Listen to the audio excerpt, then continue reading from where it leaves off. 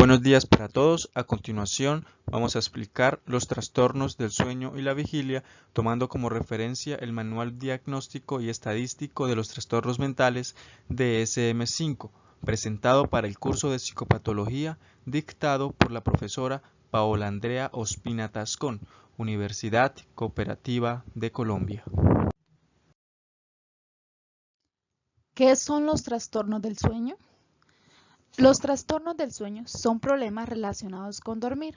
Estos incluyen dificultades para conciliar el sueño o permanecer dormido, quedarse dormido en momentos inapropiados, dormir conductas anormales durante el sueño. Ahora bien, dentro de este apartado de los trastornos del sueño y la vigilia, incluyen 10 trastornos o grupos de trastornos.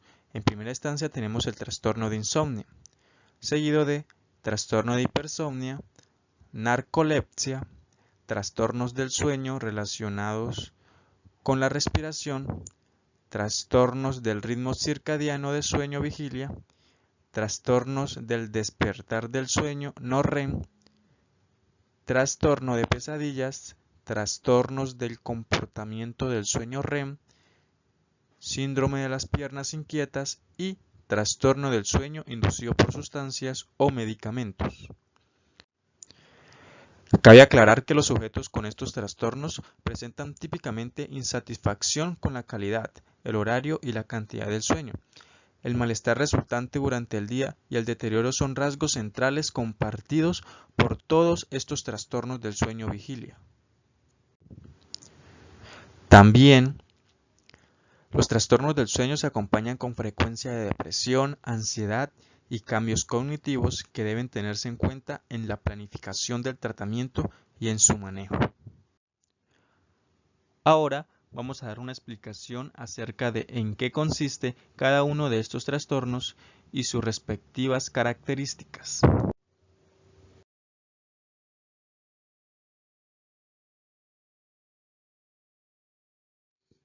Este trastorno se caracteriza por el rasgo esencial de insomnio, es la insatisfacción con la cantidad o calidad del sueño, con quejas sobre la dificultad para conciliar o mantener el sueño. Las molestias del sueño se acompañan de un malestar clínicamente significativo o de un deterioro en lo social, laboral u otras áreas importantes del funcionamiento. La alteración del sueño puede ocurrir durante el curso de otro trastorno mental o afección médica o puede ocurrir de forma independiente. Puede aparecer diferentes manifestaciones del insomnio en diferentes momentos del periodo del sueño. El insomnio del comienzo del sueño o insomnio inicial consiste en la dificultad para quedarse dormido en el momento de acostarse. El insomnio de mantenimiento del sueño o insomnio de medio conlleva frecuentes o largos despertares a lo largo de la noche. El insomnio tardío conlleva al despertar temprano con incapacidad para volverse a dormir. La dificultad para mantener el sueño es el síntoma individual del insomnio más frecuente, seguido por la dificultad para quedarse dormido, aunque la combinación de estos síntomas es generalmente la presentación más habitual. La prevalencia son los estimadores poblacionales que indican que alrededor de un tercio de los adultos refieren síntomas de insomnio. De un 10 a 15% presentan alteraciones asociadas durante el día y un 6 a un 10% tiene síntomas que cumplen los criterios del trastorno de insomnio. Desarrollo y curso.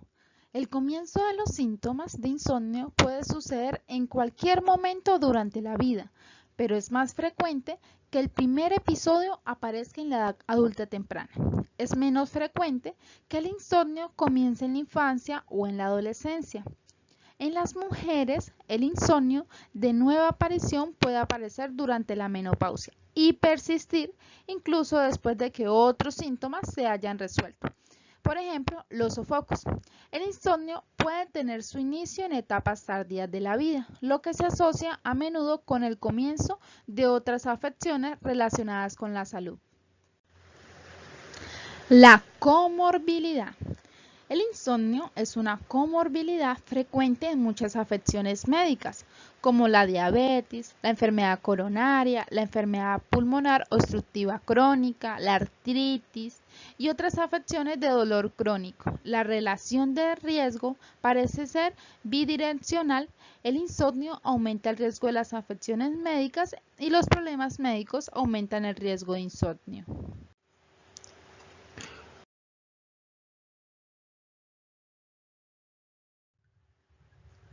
Continuando con nuestro recorrido dentro de este apartado, encontramos el trastorno de hipersomnia. Este trastorno es caracterizado porque el individuo refiere somnolencia excesiva, a pesar de haber dormido durante un periodo principal que dura al menos 7 horas o con uno o más de los siguientes síntomas: periodos recurrentes de sueño o de caerse de sueño en el mismo día, un episodio principal de sueño prolongado de más de 9 horas diarias que no es reparador, es decir, la persona no descansa. También presenta dificultad para estar totalmente despierto después de un despertar brusco. De igual manera, la hipersomnia se produce al menos 3 veces a la semana durante un mínimo de 3 meses. Para considerarse trastorno de hipersomnia, como dije antes, la persona debe cumplir criterio de su aparición de 3 veces a la semana. Y también la hipersomnia se acompaña de malestar significativo o deterioro en lo cognitivo, social, laboral u otras áreas importantes del funcionamiento. La hipersomnia no se explica mejor por otro trastorno del sueño y no se produce exclusivamente en el curso de otro trastorno del sueño. Por ejemplo, la narcolepsia, el trastorno del sueño relacionado con la respiración, trastorno del ritmo circadiano, de sueño-vigilia o una paraxomnia. Los sujetos con este trastorno se duermen rápidamente y tienen una buena eficacia del sueño. Pueden tener dificultad para despertarse por la mañana y a veces parecen confundidos, combativos o atáxicos. En algunas ocasiones, las personas que presentan este trastorno pueden despertar con crónicos dolores de cabeza.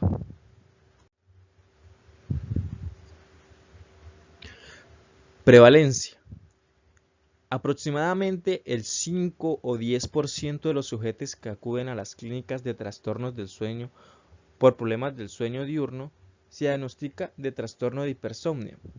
También se estima que alrededor de un 1% de la población general europea y estadounidense tiene episodios de inercia del sueño. La hipersomnia afecta tanto a hombres como a mujeres con parecida frecuencia.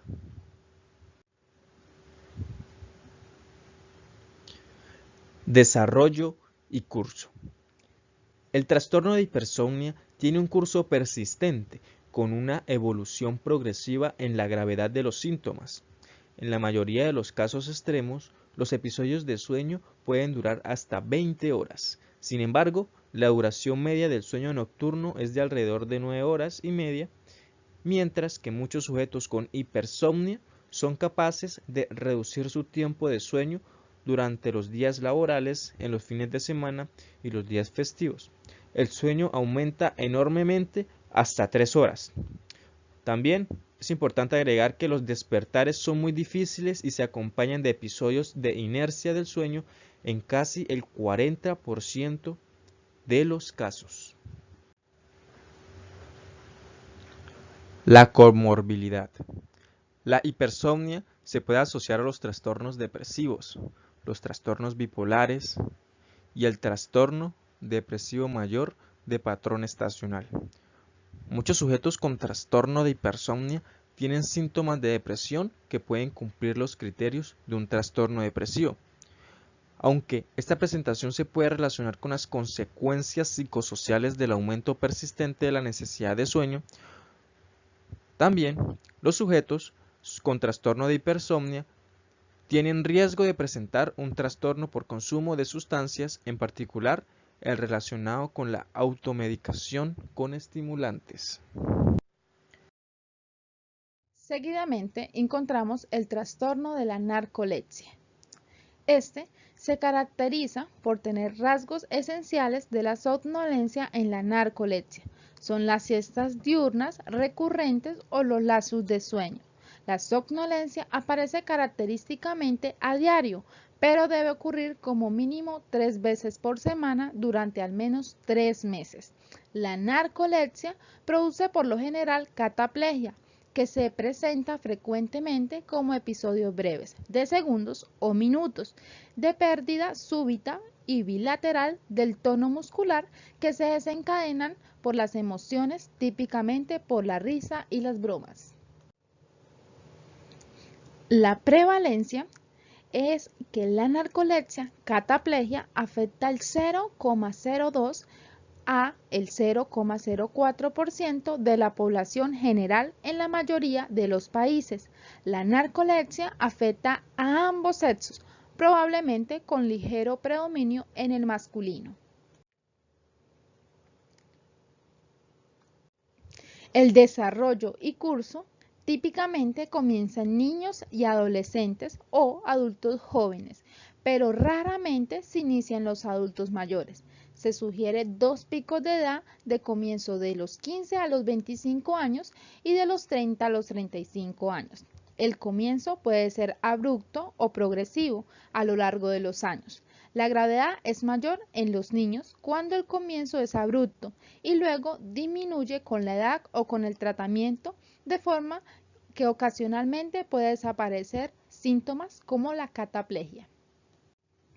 Las consecuencias funcionales de la narcolepsia, como la conducción y el trabajo, se deterioran. Los sujetos con narcolepsia deberían evitar aquellos trabajos que les puede poner en peligro a ellos mismos.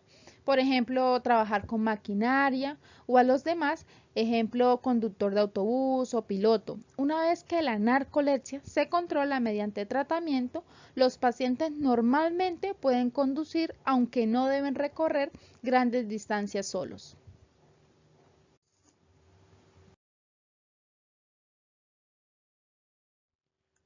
Trastorno relacionado con la respiración. En esta categoría de trastorno del sueño comprende 3 trastornos relativamente diferentes. En primera instancia tenemos la apnea e hipopnea obstructiva del sueño. Esta se caracteriza por episodios repetidos de obstrucción de las vías aéreas altas del sueño. La apnea se refiere a la ausencia total de flujo aéreo y la hipopnea se refiere a una reducción en el flujo aéreo. Cada apnea o hipopnea representa una reducción en la respiración de al menos 10 segundos de duración en los adultos o 2 respiraciones perdidas en los niños, y se asocia típicamente con descensos de la saturación de oxígeno del 3% o más o despertar electroencefalográfico. Es importante aclarar que para dar un diagnóstico efectivo, los signos en la polisomnografía deben ser de al menos 5 apneas o hipopneas obstructivas por hora de sueño y uno u otro de los síntomas del sueño, los cuales pueden ser alteraciones nocturnas de la respiración que conllevan ronquidos, resuplidos, pausas respiratorias durante el sueño. También aparición de la somnolencia en la actividad diurna, como también la fatiga o sueño no reparador a pesar de las condiciones suficientes para dormir, que no se explica mejor por otro trastorno mental.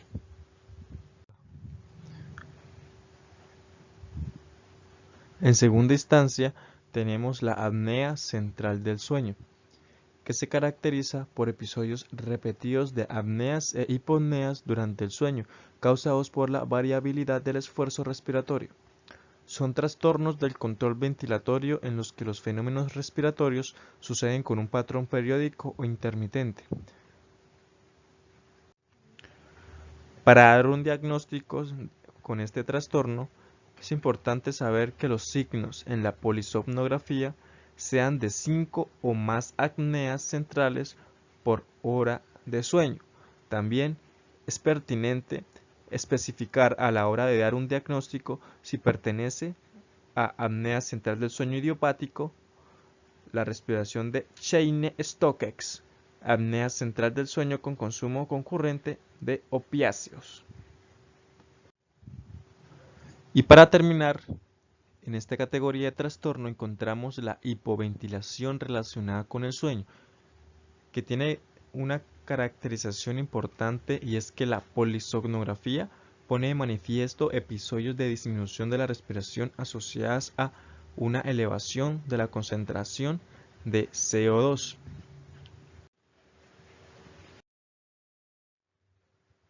Ahora continuamos con los trastornos del ritmo circadiano de sueño y vigilia, los cuales son un patrón continuo o recurrente de la interrupción del sueño, que se debe principalmente a una alteración del sistema circadiano o a un alineamiento defectuoso entre el ritmo circadiano endógeno y la sincronización del sueño y vigilia, necesarios según el entorno físico del individuo o el horario social o profesional del mismo.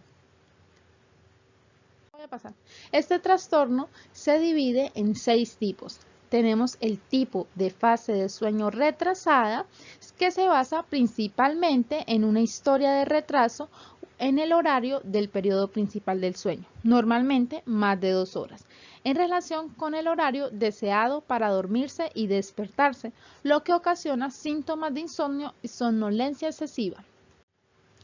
Ahora, en segunda instancia, tenemos tipo de fases de sueño avanzadas, que puede documentarse con el especificador familiar. Aunque no se ha establecido la prevalencia del tipo de fases de sueño avanzadas, suele haber una historia familiar de fases de sueño avanzadas en los sujetos con este tipo de alteración. Este tipo, las mutaciones específicas muestran un modo de herencia autosómica dominante. En la forma familiar, el comienzo de los síntomas puede suceder antes, durante la infancia y en la edad adulta temprana. El curso es persistente y la gravedad de los síntomas puede aumentar con la edad. Ahora tenemos el tipo de sueño vigilia irregular. El diagnóstico del tipo de sueño vigilia irregular se basa principalmente en los antecedentes de síntomas de insomnio por la noche durante el periodo normal del sueño y de somnolencia excesiva, siestas, durante el día.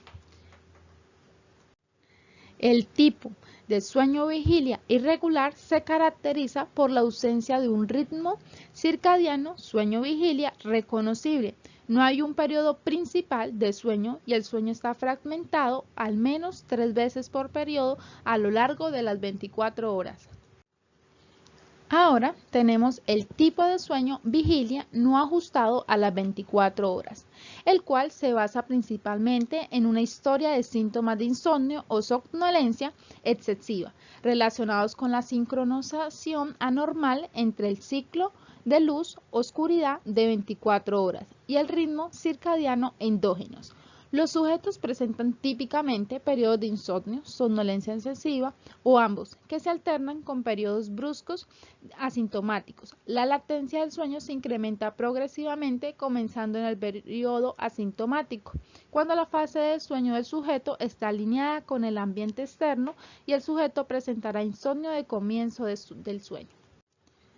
Ahora tenemos tipo asociado a turnos laborales.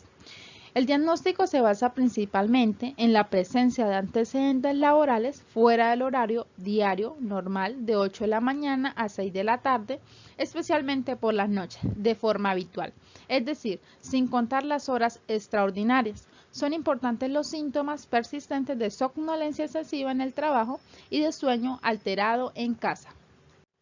Y por último, tenemos las paratnosias. Son trastornos que se caracterizan por acontecimientos conductuales, experienciales o fisiológicos anormales que se asocian con el sueño, con fases específicas del sueño o con la transición sueño-vigilia. Las paratsonias más frecuentes, los trastornos del despertar del sueño no REM y el trastorno del comportamiento del sueño REM, representan mezclas de vigilia y sueño no REM y de vigilia y sueño REM, respectivamente.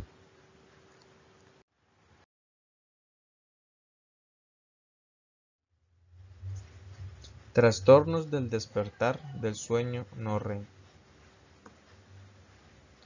Estos trastornos se caracterizan por poseer episodios recurrentes de despertar incompleto del sueño, que generalmente se producen durante el primer tercio del periodo principal del sueño, y que van acompañados de una u otra de las siguientes características.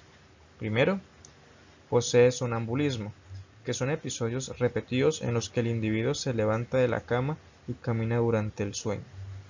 Segundo, los terrores nocturnos, que son episodios recurrentes de despertar brusco con terror que generalmente comienza con gritos de pánico. Los trastornos del despertar del sueño no REM, aislados o esporádicos, son muy frecuentes en la población general. Desde un 10 hasta un 30% de los niños ha tenido al menos un episodio de sonambulismo, y en un 2 o 3% el sonambulismo es frecuente. La prevalencia del trastorno de sonambulismo en el rango del 1 al 5%. Los trastornos del despertar del sueño no REM ocurren con más frecuencia en la infancia y disminuye su frecuencia al aumentar la edad. El comienzo del sonambulismo en los adultos, sin historia anterior de sonambulismo en la infancia, debería motivar la búsqueda de etiologías específicas, como la apnea obstructiva del sueño, las crisis epilépticas nocturnas o los efectos de un medicamento.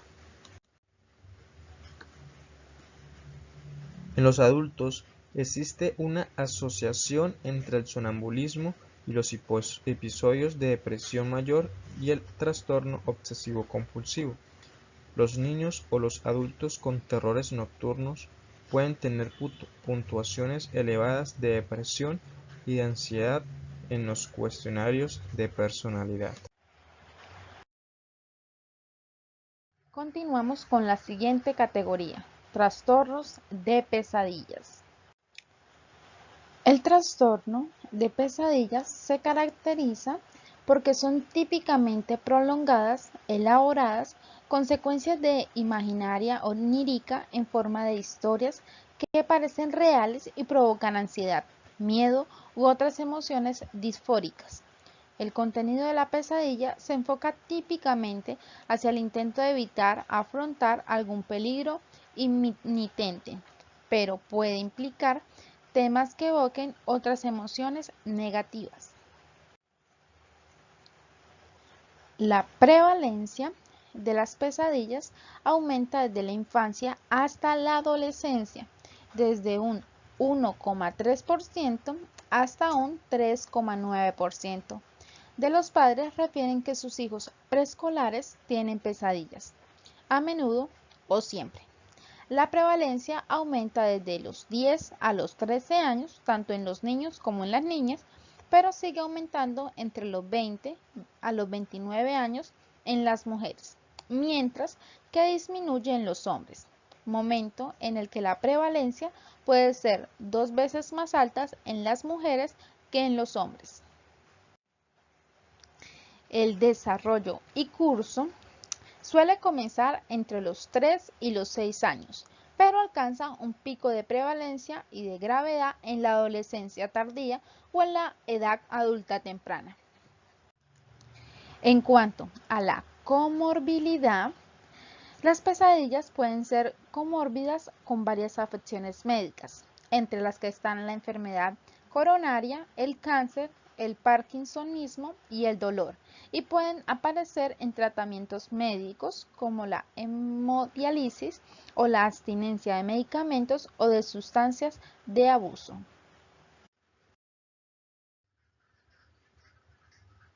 Trastornos del comportamiento del sueño REM. Estos trastornos se caracterizan por poseer episodios repetidos de despertar durante el sueño asociados a vocalización o comportamientos motores complejos, como también esos comportamientos se producen durante el sueño REM y pues poseen movimientos oculares muy rápidos. Por lo tanto, suelen aparecer más de 90 minutos después del inicio del sueño. Son más frecuentes durante las partes más tardías del periodo de sueño y rara vez suceden durante las siestas diurnas. El comienzo del trastorno del comportamiento del sueño REM puede ser gradual o rápido, y el curso es generalmente progresivo. El trastorno del comportamiento del sueño REM asociado con trastornos neurodegenerativos puede mejorar al progresar el trastorno neurodegenerativo subyacente.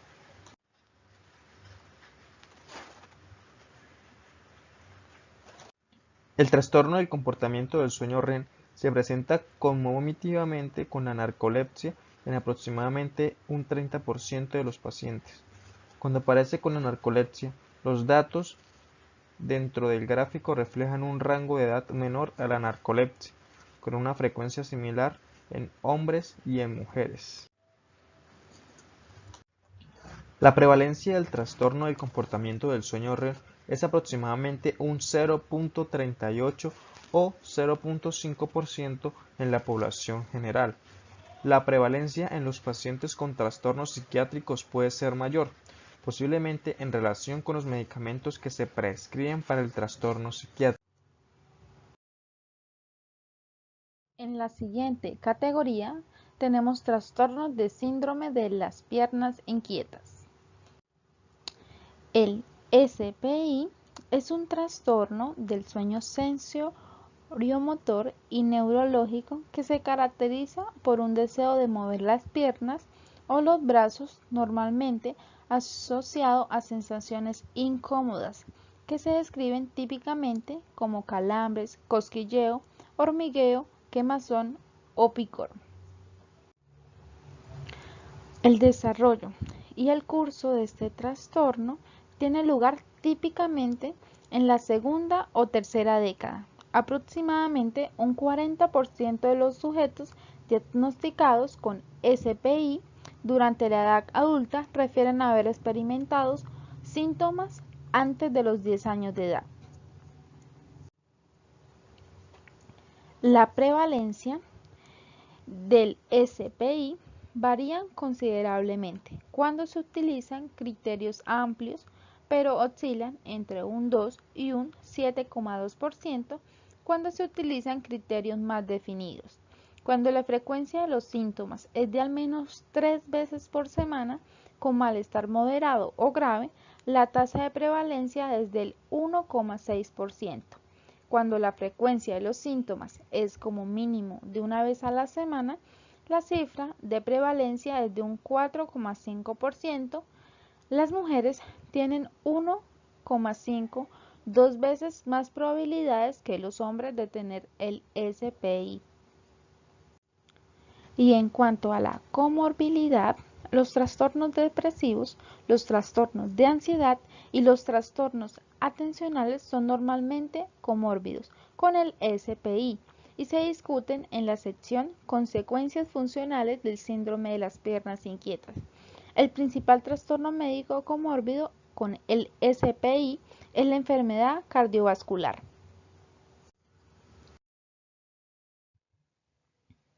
En esta última categoría encontramos trastornos del sueño inducidos por sustancias o medicamentos. Este trastorno se caracteriza principalmente por el sueño inducido por sustancias o medicamentos.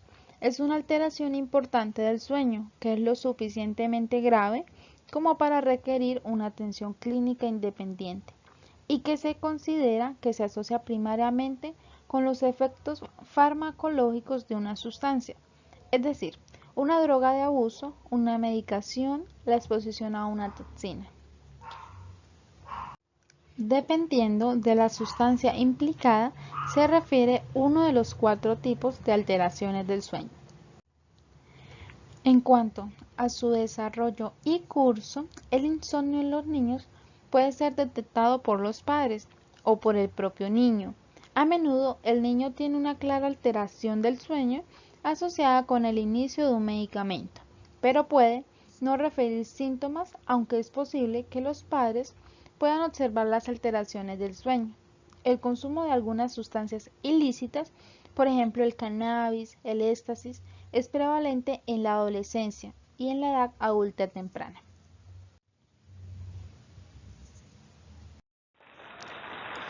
De esta manera finalizamos el tema de trastornos del sueño y la vigilia. Espero haya sido de su agrado y de su adquisición en su conocimiento. Espero no les haya dado sueño. Para cualquier inquietud o pregunta, comunicarse al correo leider.parada@campusucc.edu.co o jamie.maecha@campusucc.edu.co. Hasta luego.